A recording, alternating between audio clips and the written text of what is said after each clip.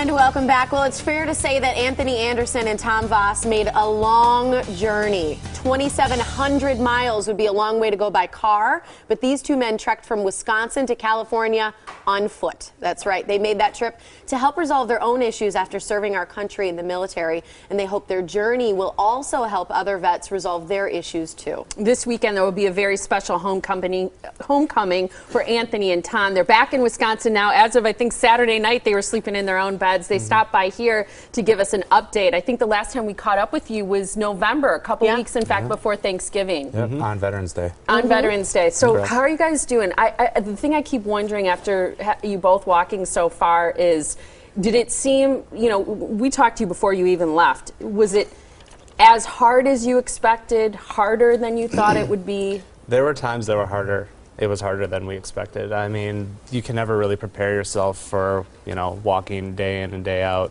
you know, 16 to 20 miles a day. So there were some difficult times at the beginning. We ran into some weather, you know, in southern Colorado. So there were some difficult times. I noticed, like, for me, it was a switch between mental and physical. So in the beginning, I was very mentally prepared, psyched up, ready to go. My body wasn't quite as caught up. Then it flipped, and my body was ready to go, but I was wanting to go home more. So it was more, if I didn't walk that day, my body had so much energy that I would just get antsy and have to pace. So that's kind of where the flip was for me with difficulty. Mind over body, and then the flip. Did you realize that you would look like twins when you got back? I was hoping you'd say that. You guys look so much alike. It's freaking me out. It's crazy. Yeah. A lot of people asked us if we were brothers. Everywhere that we went, a lot. Duck Dynasty. A lot. It was, we got so much Duck Dynasty that if someone said ZZ Top, it was a breath of fresh air. Wow. How many shoes did you guys go through? Because I know I've talked to people who've done treks in the past, and the amount of clothing, shoes, water, supplies that they go through is just insurmountable.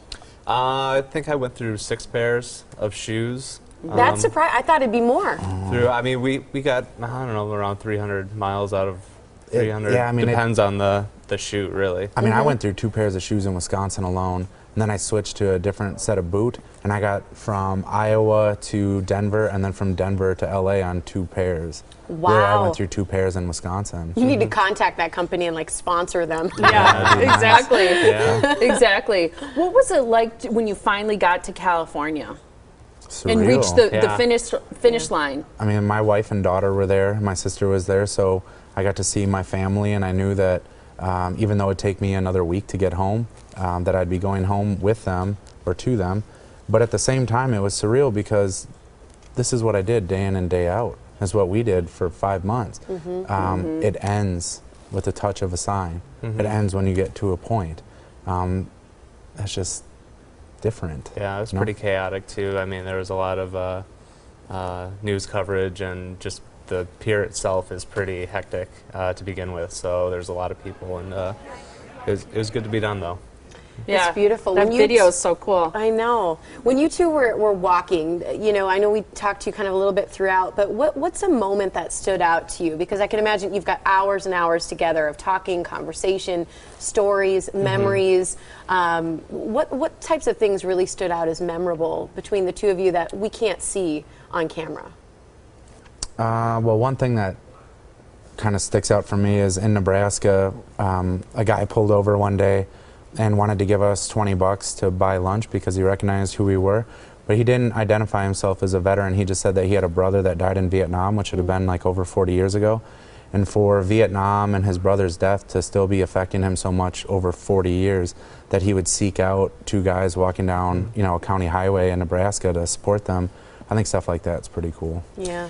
What you know, your goal was to raise $100,000 for DryHootch, which is a veterans organization, as well as to help veterans with some of the issues that they deal with after serving our country. You both have incredible stories about Tom serving in one of the Army's first Stryker infantry brigades. You were part of a sniper platoon. You later served in Operation Iraqi Freedom. It was a dangerous time. I know you lost a platoon sergeant as well as your squad leader. Anthony, you volunteered for 2 deployments in Iraq.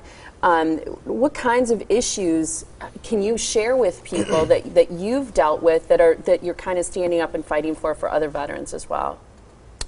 I mean, there's plenty of issues. I mean, coming home, you know, reintegration is difficult. I mean, you feel isolated because you're not, you have no one to share the experience with. You know, all the people you served with are, you know, either still in or in different states. That everyone goes home, and you don't really have anyone to relate to, so you kind of feel isolated. So that's a big issue that can lead to a lot of different things, whether it's substance abuse to homelessness. If you don't have a good support system around you, you know, built of veterans and family, that can happen very, very easily. I think for me, I had a lot of problems feeling emotions. Pretty much the only emotion that I could access regularly was anger. And that would be anything. Annoyance or frustration or disappointment would automatically go to anger. I would never really take it out on friends or coworkers.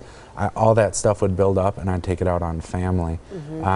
So I think over the course of this walk, I was able to identify some of the things that would help me get over that, but that's definitely an issue. And then I think just in general, like post-traumatic stress disorder, it manifests itself in so many different ways.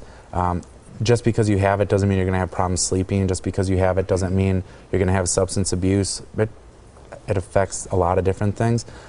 The most important thing is that if you recognize that someone in your family is struggling with it, that you be proactive, that you encourage them.